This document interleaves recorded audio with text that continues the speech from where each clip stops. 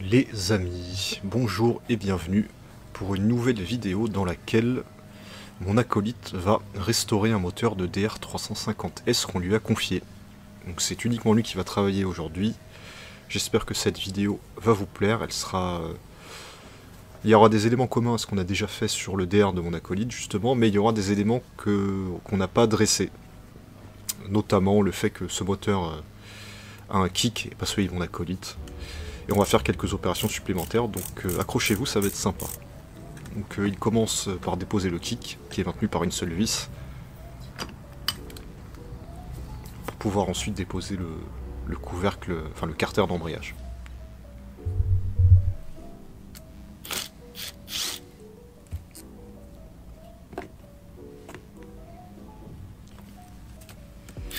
J'ai tenu compte de vos commentaires, et je vais vous donner les références de la plupart des pièces qu'on utilise pour refaire ce moteur, pour vous donner du contexte. D'après le propriétaire qui l'a déposé, il fonctionnait, la moto tournait avec, etc. Et vous allez voir qu'en fait, il y a beaucoup de choses qui ne vont pas. Et c'est intéressant de voir la différence entre le ressenti qu'on peut avoir sur la route et l'état réel d'un moteur après des mesures précises. Donc vous allez voir, c'est intéressant, on va tout mesurer et remplacer ce qu'il y a besoin de remplacer.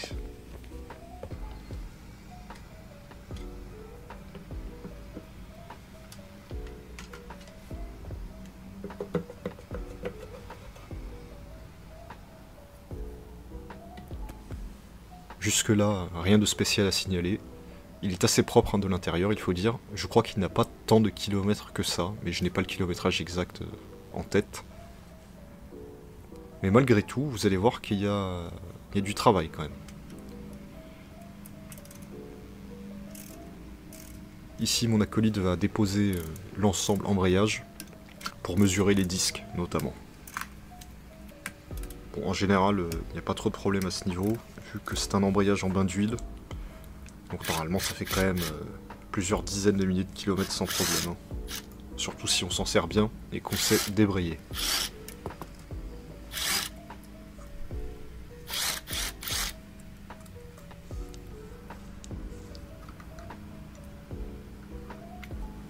Il est assez facile à déposer pour le coup, pas comme Honda où il faut enlever un écrou central. Ceci est le plateau de pression. Rien de spécial à signaler dessus. Ici la butée avec son roulement qui a une sorte de cage à aiguille. Et pareil, rien à signaler ici. Et on peut donc déposer les disques en les maintenant dans l'ordre dans lequel ils viennent car ils sont rodés ensemble. Donc autant les laisser les remettre dans le même ordre qu'on les a trouvés.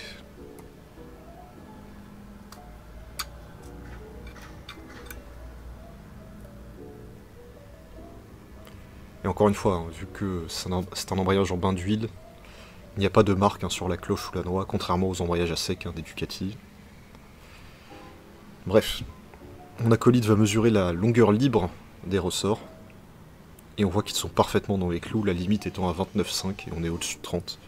Ma doc technique est en allemand, me demandez pas pourquoi, j'ai rien trouvé de mieux.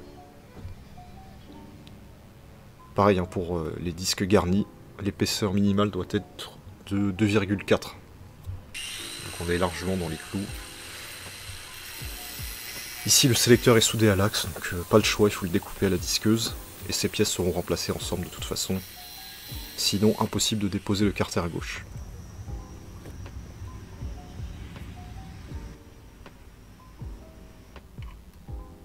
Voilà, c'est cette pièce qui gère la sélection des vitesses en interne. Enfin, une des pièces qui gère la sélection des vitesses. Et mon acolyte peut donc déposer le carter d'alternateur. Pareil, il met à chaque fois les vis sur un carton, car elles ne font pas toute la même longueur, ça permet de se rappeler où elles vont.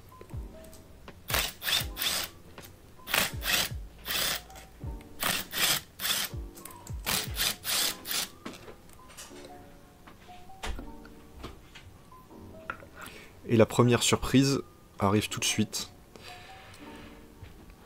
Voilà, comme vous pouvez le voir, il y a une zone grillée. Donc vraisemblablement cet alternateur est HS. Et on va le vérifier d'ailleurs au multimètre.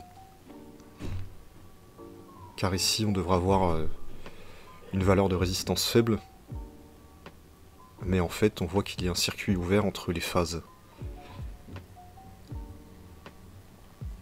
Le multimètre affiche une valeur que quand mon acolyte est sur le même fil, hein, c'est normal, mais quand il est sur les autres, la valeur ne change pas, ce qui indique un circuit ouvert, logique vu que un des pôles est grillé, je ne sais pas comment on appelle ça exactement, une des spirales est grillée, donc le contact est rompu. Donc cet alternateur vraisemblablement ne chargeait pas, ou très mal. Il en profite pour tester aussi les capteurs d'allumage, qui eux sont dans les clous, comme vous pouvez le voir. Mais bon, vu que de toute façon il faut changer la pièce, ça ne change à rien. Mais en tout cas c'est cohérent avec le fait que la moto démarrait. Donc tout ça pour dire que on va pouvoir remplacer cette pièce. Heureusement mon acolyte en avait un sous la main, car il a un bas moteur hein, de rechange. Voilà, ça peut servir, et ça va servir ici.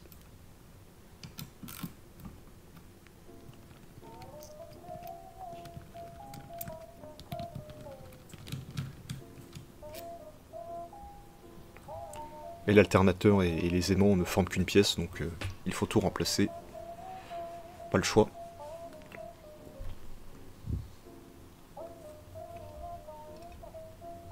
Tout ça va être nettoyé, évidemment. On va pas vous montrer la repose de l'alternateur de remplacement. Ça a été fait hors caméra, et là on voit qu'on a des valeurs de résistance.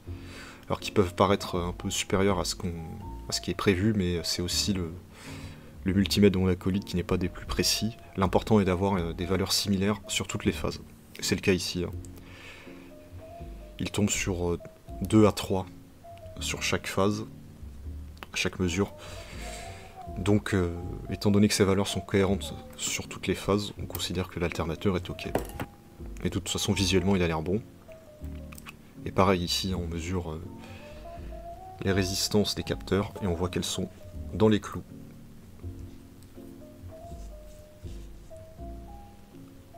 Ne me demandez pas la traduction, je sais pas, hein, c'est de l'allemand. Il y en a un, c'est un capteur d'allumage, et l'autre, je sais pas. Bref. On lui met un joint de carter neuf, et on referme.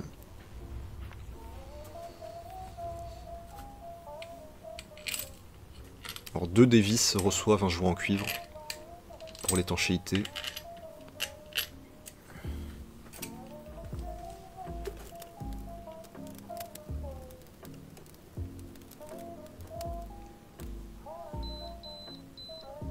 Et tout ça est serré à 10 Nm.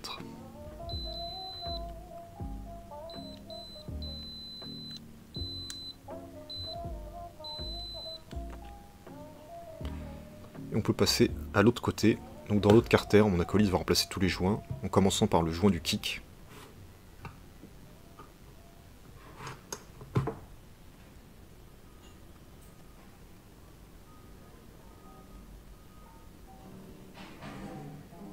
Voici le nouveau joint, je vous ai mis la référence ici, si ça vous intéresse. C'est la référence constructeur. Mais vous pouvez le trouver sur plein de sites.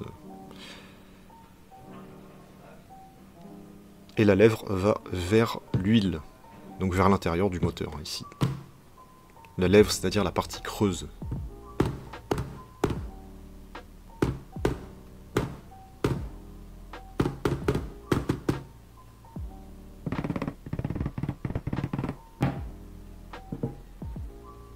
Une fois qu'il est enfoncé à fond, on voit qu'il est parfaitement dans son logement, on considère que c'est terminé.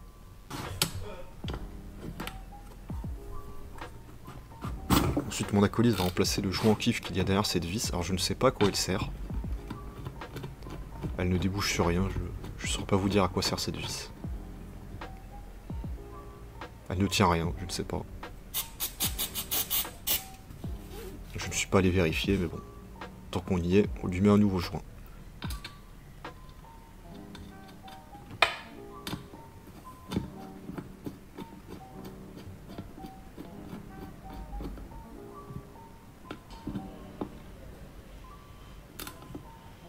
Et cette vis est serrée au feeling. Mais bon, c'est du M6, donc il faut à peu près une dizaine de Nm.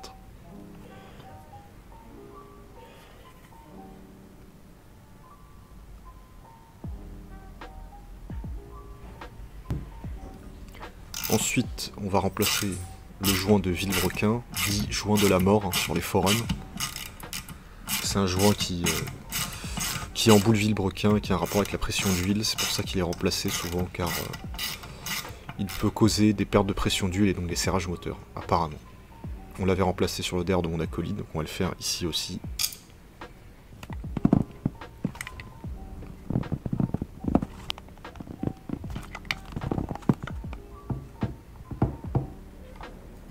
C'est un joint avec une sorte de bague métallique hein, sur le périmètre, donc il est assez rigide. Et évidemment, il faut enlever tous les résidus de joint qui sont sur le périmètre du carter. Et pour ça, mon acolyte utilise de la laine d'acier 000 et le rendu est très bon, hein, comme vous pouvez le voir. Évidemment, il faut tout bien laver après, pour ne laisser aucun résidu dans le moteur. En tout cas, la surface est parfaitement régulière, donc c'est très bien. Il en profite pour aussi remplacer le filtre à huile, tant qu'on y est, qui est derrière ce couvercle, maintenu par 3 vis. C'est très classique, vous nous avez vu faire de nombreuses fois. Pensez au ressort derrière ce couvercle, et puis surtout pensez au joint qu'il y a au fond du boîtier. Et pour une fois, il était présent. Je crois que c'est la première fois. Hein. D'habitude, il n'est jamais là, donc faites gaffe, hein, récupérez-le, ou mettez-en un neuf si vous voulez, mais en tout cas, veillez à sa présence. Donc ça, c'est le petit joint dont je suis en train de vous parler. Il va en mettre un neuf, hein, vous avez la référence. Et il y a le grand joint du périmètre du couvercle. Voilà, bon là c'est le filtre, c'est un filtre d'origine.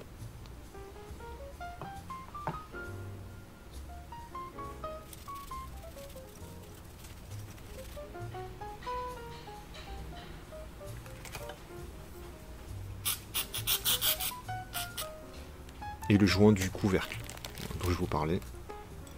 De même, vous avez vu la référence. Mettez pause hein, si vous voulez la voir, n'hésitez pas.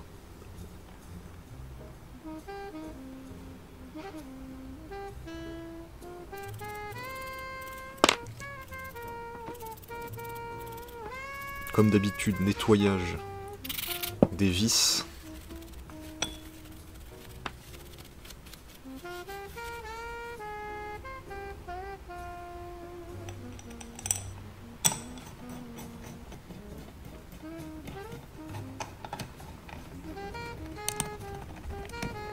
Et serrage progressif des 3 vis pour ne pas mettre en carafe le couvercle.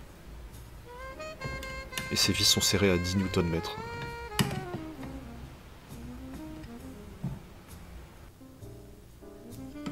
Ensuite le joint de la tige d'embrayage, qui est très rarement remplacé, mais qui fuit parfois aussi, hein, comme n'importe quel joint. Et on utilise la technique très pratique de la vis à bois dans le joint, qui permet ensuite de tirer sur la vis et donc de tirer le joint. On a déjà fait ça sur des joints de fourche, c'est vraiment pratique. Et voilà la référence hein, de ce joint. Et mon acolyte va le mettre en place en utilisant l'ancien joint comme guide et une douille d'une taille appropriée. 14 j'imagine. Et ça rentre assez facilement pour le coup.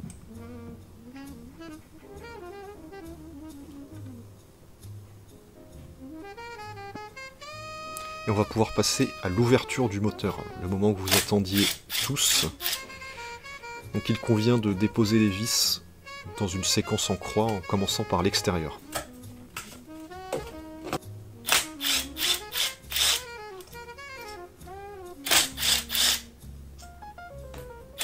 Bon, mon acolyte a fait le contraire. Mais si on prend son temps, ce n'est pas trop méchant. Surtout au démontage, on va dire. C'est surtout à la repose qu'il faut suivre la séquence, en commençant par l'intérieur pour le coup.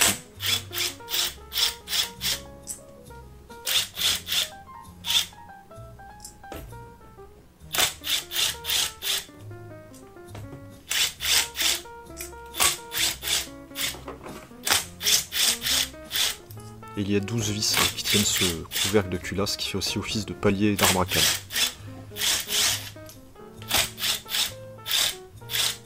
Et mon acolyte dépose aussi le décompresseur manuel sur ce modèle. Une fois que toutes les vis sont déposées, il peut retirer ce couvercle qui est collé à la pâte à joint.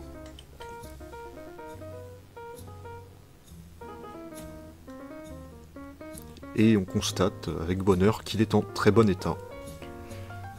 Car c'est le point faible de ces moteurs, c'est les hauts moteurs qui prennent en général, et là rien à signaler vraiment au niveau de ces paliers. En tout cas rien de perceptible au doigt.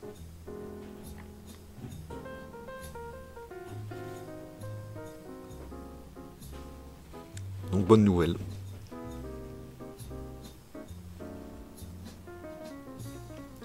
Et de même pour l'arbre à cam qui est en parfait état.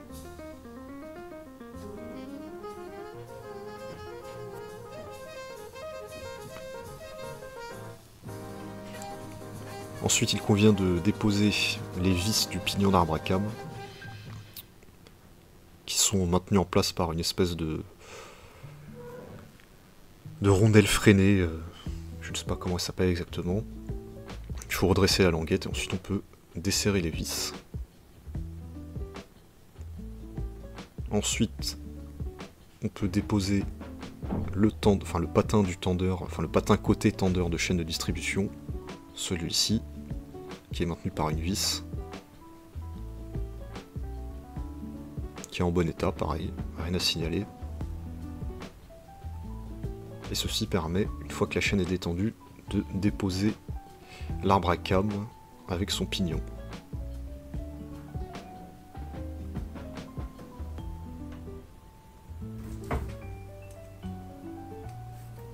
Il convient aussi de déposer la pipe d'admission, dont le joint sera remplacé plus tard, vous allez voir.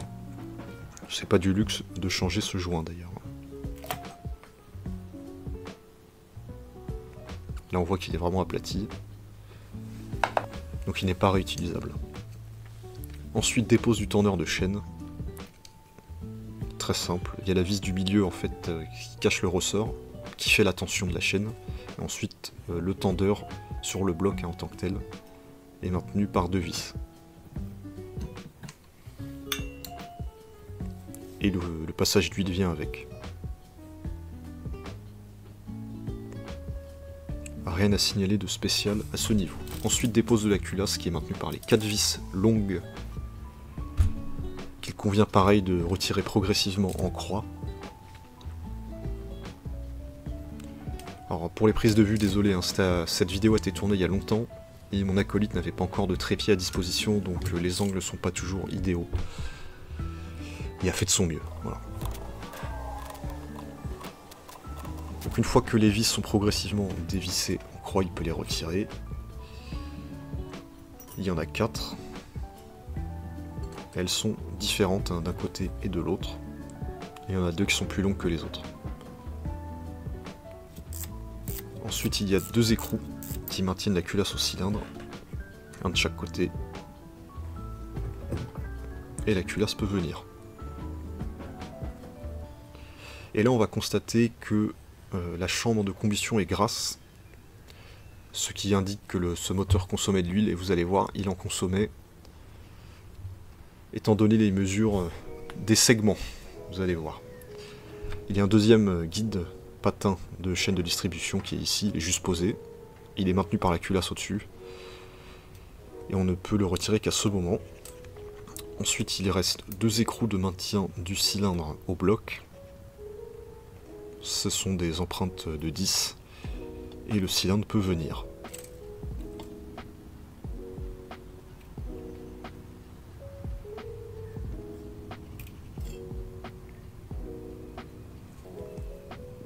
À première vue, rien à signaler, côté cylindre, il n'y a pas de rayure. Peut-être qu'il est légèrement glacé. Bon là il y a un reflet donc c'est difficile à voir. Et le piston lui semble ok, pas de rayure, pareil. Donc je fais un saut dans le temps. Mon acolyte va dès maintenant reposer les disques d'embrayage après les avoir nettoyés puis huilés. Pour refermer le carter en fait. Et refermer le bas moteur pour ensuite se concentrer sur le haut moteur. Donc il alterne entre un disque lisse et un disque garni. En les huilant tous avant de les reposer.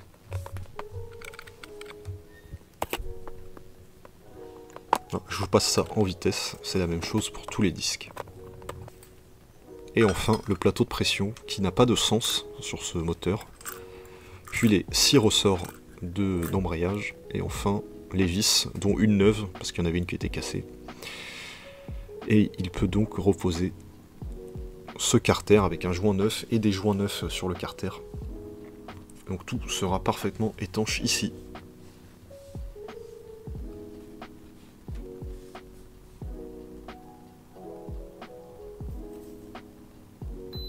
Et pareil, tout est serré à 10 Nm.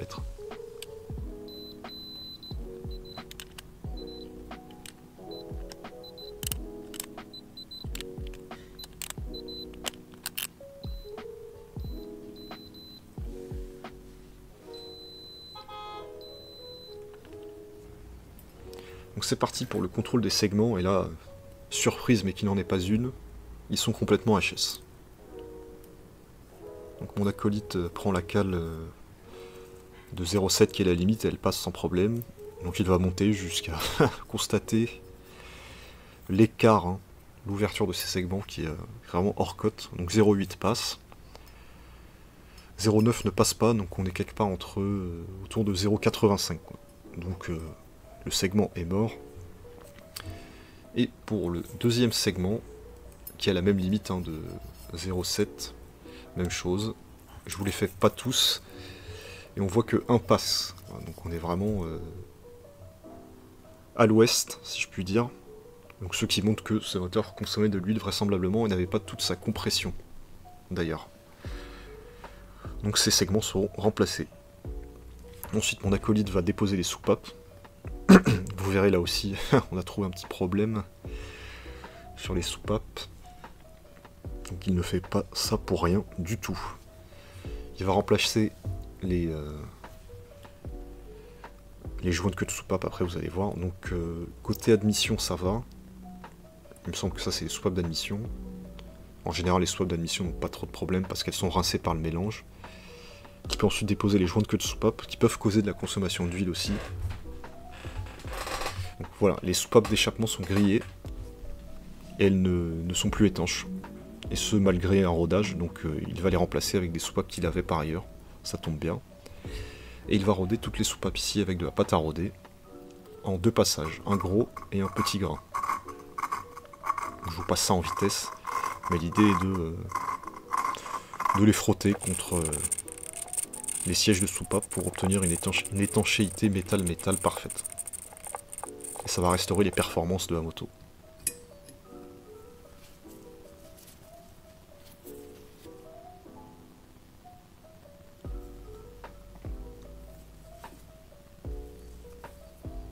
Et il effectue un deuxième passage avec du grain plus fin pour parfaire ce rodage. Et on sait qu'on est bon quand la tonalité devient plus aiguë et plus lisse, si vous voyez ce que je veux dire. Au début on entend vraiment le grain et à la fin on ne l'entend plus vraiment, et ça veut dire que la pâte a fait son travail.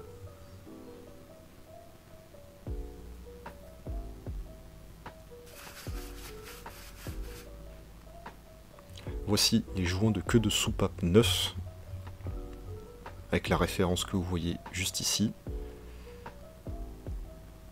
On les huile et on les repose, c'est assez simple pour le coup, il suffit de les poser, de les presser, avec une douille longue de la bonne taille, de 10 souvent d'ailleurs.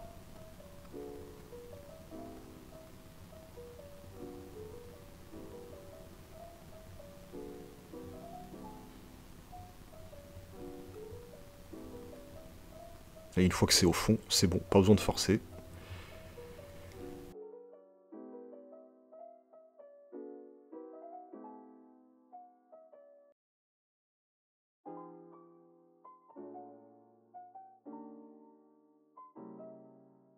Ensuite, il va pouvoir reposer les soupapes qu'il huile, hein, sur la tige.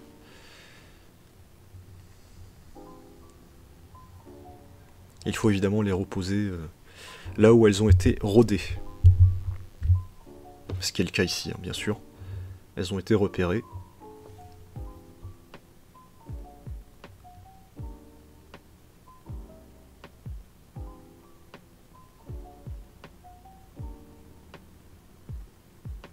Et on voit déjà que la chambre de combustion a une meilleure tête.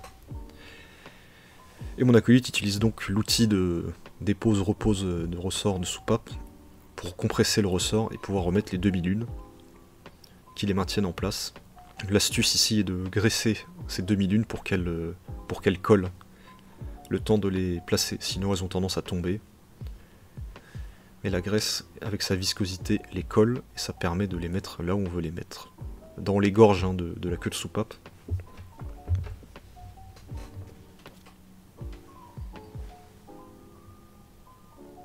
Comme ceci. Et mon acolyte effectue un test d'étanchéité du pauvre avec une paille, mais le fait de ne pas voir de bulle montre que a priori la chambre est étanche. À partir du principe que c'est bon en tout cas. On pourrait utiliser de l'eau savonneuse aussi, pour faire apparaître des bulles, mais bon.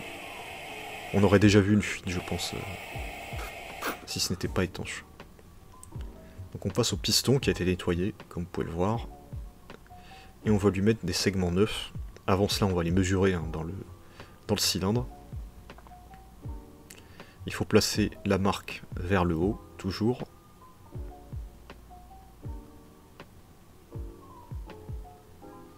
Et on va mesurer le jeu à la coupe, qui doit être de 15 à 30 pour ce segment.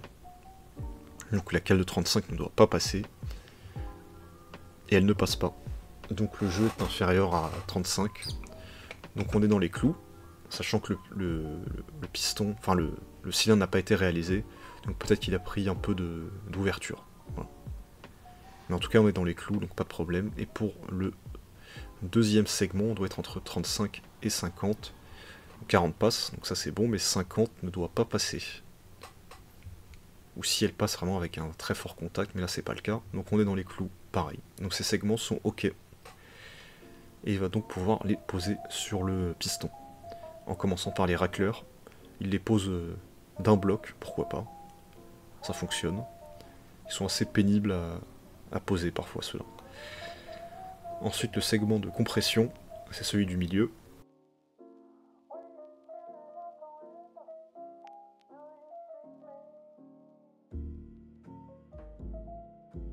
Puis le segment de feu, c'est celui du haut.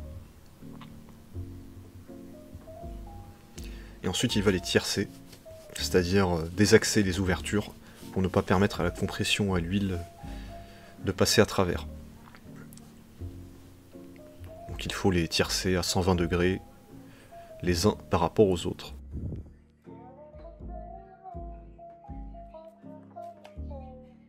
Comme ceci.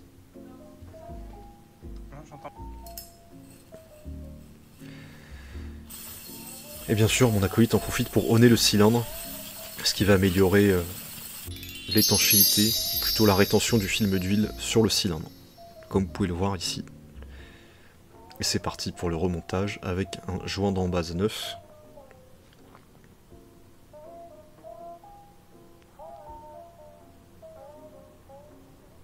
Non, c'est rien de spécial, on ne peut pas se tromper. Puis la repose du cylindre. Il faut bien faire en sorte de faire passer les segments dans le cylindre. Il ne faut pas forcer, ça doit rentrer assez facilement quand même. Voilà, comme ça. Et vérifier que le piston bouge librement, sans point dur, et c'est le cas ici.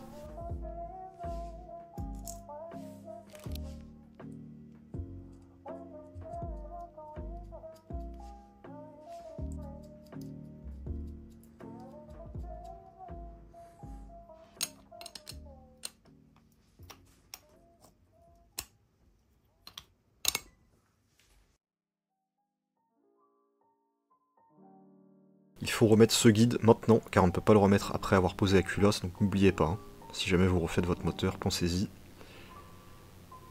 Pensez à le remettre avant la culasse. Et donc mon acolyte peut reposer la culasse avec un joint de culasse neuf. Il ne l'a pas montré, mais il y a bien un joint de culasse neuf, rassurez-vous.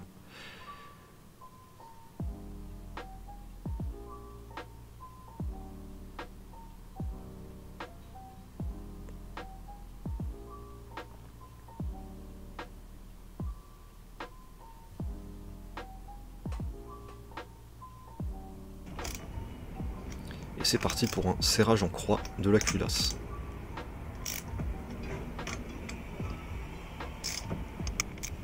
Ici il convient de prendre son temps. Plus c'est progressif, moins il y a de risque de déformer la culasse, qui sera serrée entre 35 et 40 Nm. En croix, toujours.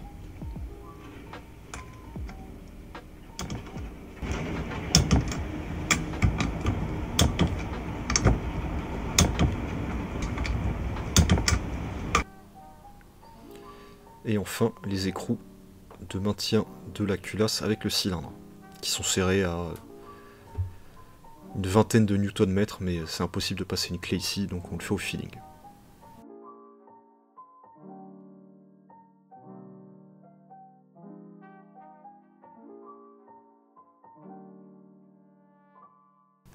Deuxième guide de chaîne, côté tendeur, qui est serré à 20 Nm.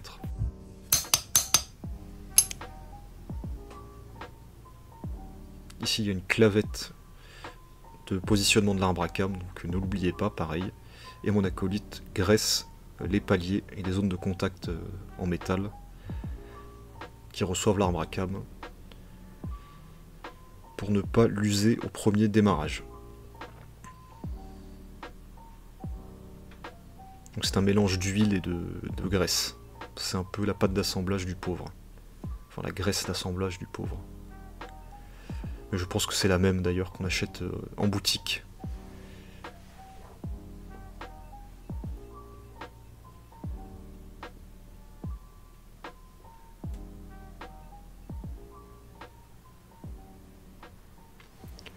Il va maintenant faire son calage, donc en mettant le piston au point mort haut et en alignant les marques de l'arbre à cam avec le plan de joint de la surface de la culasse. Vous allez voir juste après.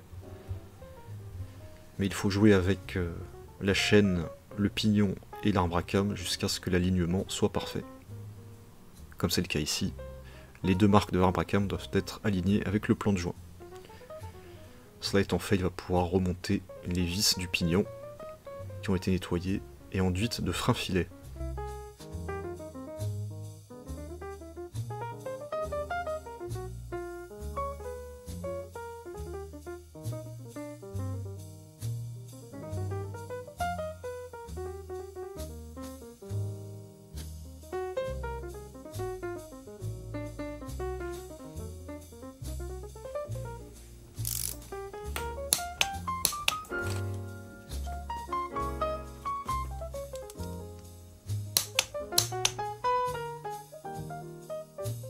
Et ensuite, on retord cette petite languette qui maintient les vis. C'est une sécurité supplémentaire. On n'a pas envie qu'elle se dévisse en roulant, si vous voyez ce que je veux dire.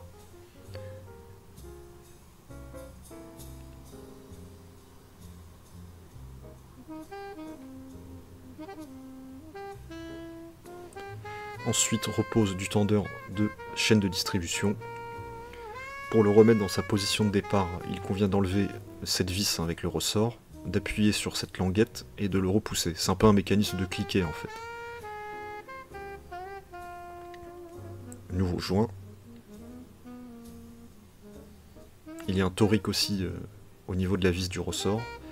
Il faut aussi au passage remettre le passage d'huile justement, qui est en partie fixé sur le tendeur.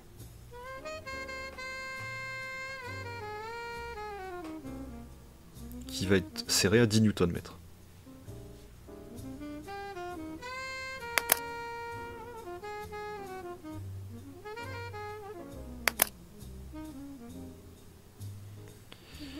Et il peut enfin reposer le ressort, et c'est ce ressort qui va appuyer sur la languette.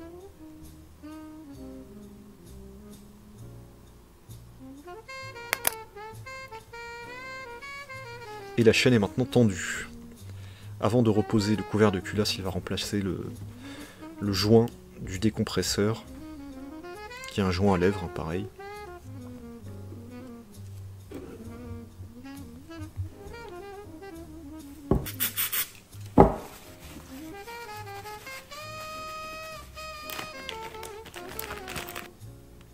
Voici la référence du joint.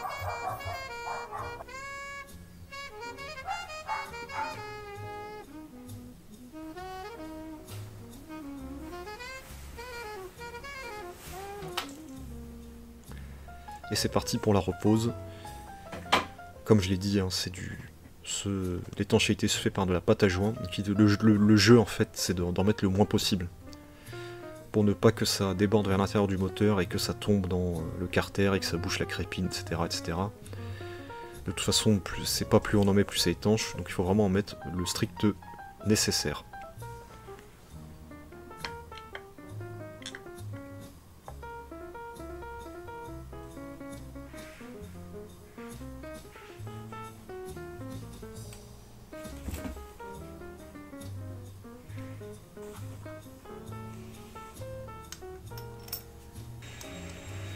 Et c'est parti pour le serrage de ce couvercle de culasse qui fait palier, encore une fois, c'est pour ça qu'il y a une séquence de serrage comme une culasse, donc de l'intérieur vers l'extérieur en croix.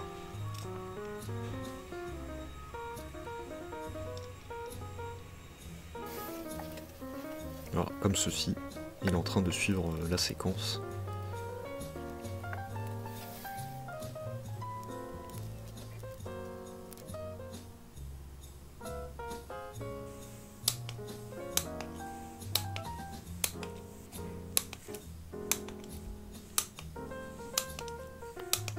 Donc là c'est l'ordre dans lequel ça a cliqué, pas l'ordre dans lequel ça a été serré, hein, vous en faites pas. Et il peut ensuite remettre le décompresseur, qu'il graisse hein, pour que ça glisse.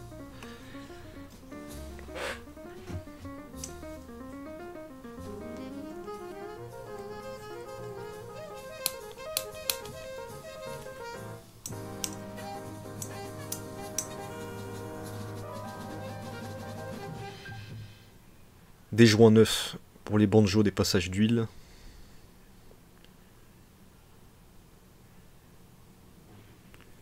Et comme je l'ai dit plus tôt, il va remplacer ce joint de la pipe d'admission qui est complètement aplati. Peut-être qu'il était encore étanche, mais là il ne l'aurait pas été. Que voilà la pièce de remplacement qu'on avait par ailleurs et dont il ne s'est pas servi sur son moteur à lui.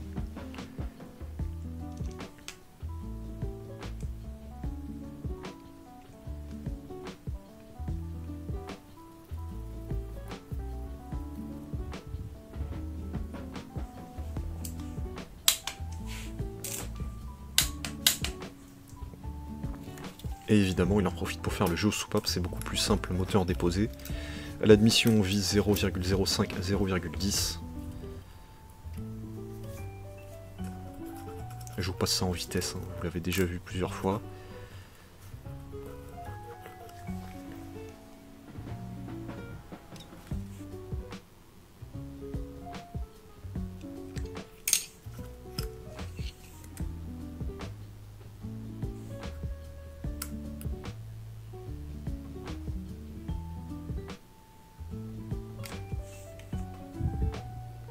Et même chose à l'échappement, où on vise 0,08 à 0,13. Par un empilement de cales.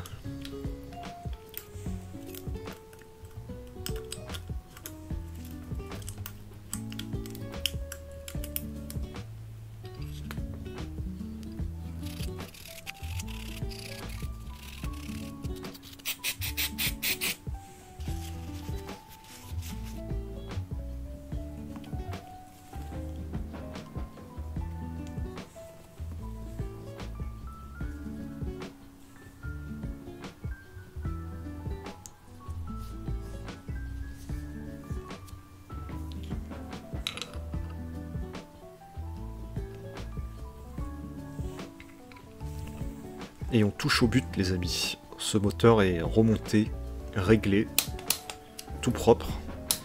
Je n'ai pas d'image de présentation finale de ce moteur à vous montrer malheureusement. J'espère que cette vidéo vous a plu et je vous dis à bientôt pour une nouvelle série. Ciao tout le monde.